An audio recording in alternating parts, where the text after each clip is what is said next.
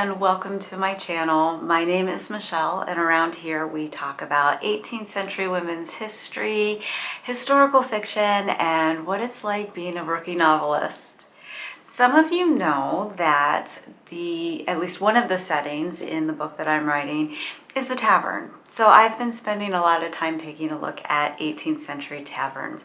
Everything from really fancy inns to rough and tumble establishments, especially focusing on the East Coast.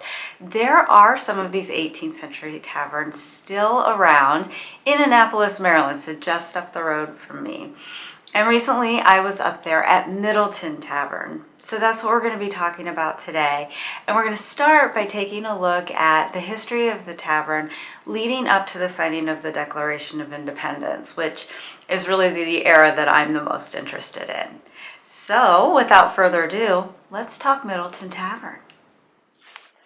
In 1750, Elizabeth Bennet sold her property to Horatio Middleton, who opened what he called an inn for seafaring men.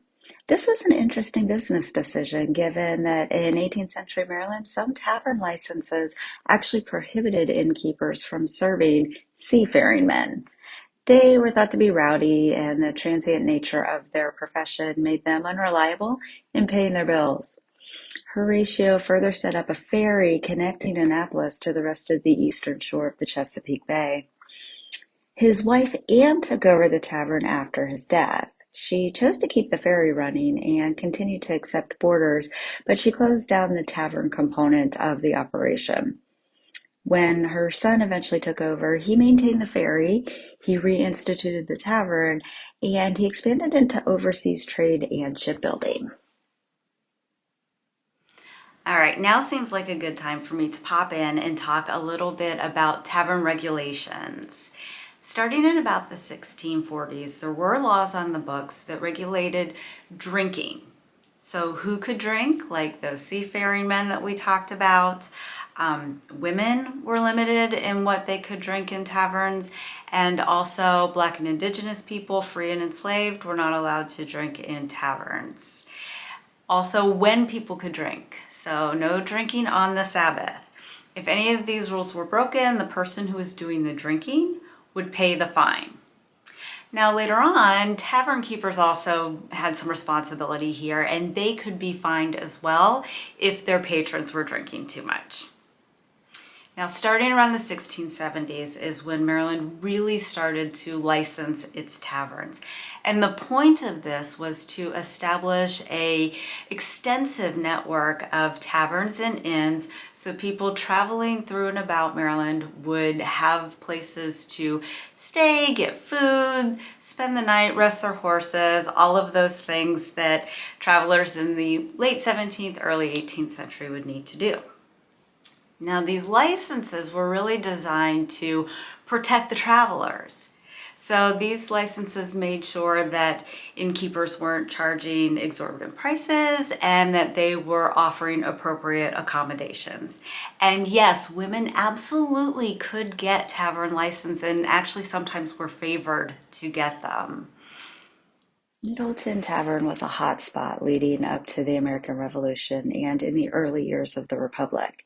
In 1755, Horatio Middleton's ferry helped Acadian refugees get to Baltimore, and it's possible that Middleton housed British troops in the winter of 1757 to 1758.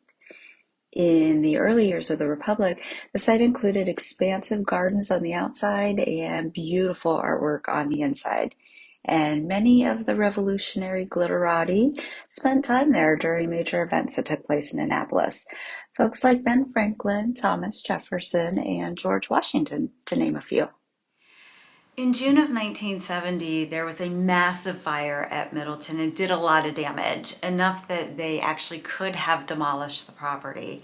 But Annapolis was finding that history was commercially successful, and so they maintained the part of the tavern that survived and they added to it. And that is why you can still go there today.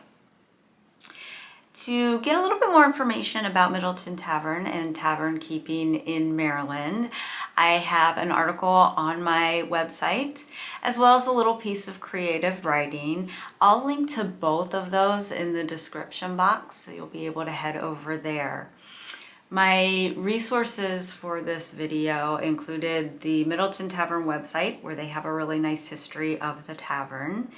Annapolis, City on the Severn by Jane McWilliam, which I go to all the time. And Taverns and Drinking in Early America by Sharon V. Salinger. And yes, I did just look over there to make sure I got her first name correctly. I'm going to link to those sources in the description box below as well. So as always, thank you for getting nerdy with me, and I will see you in the next video.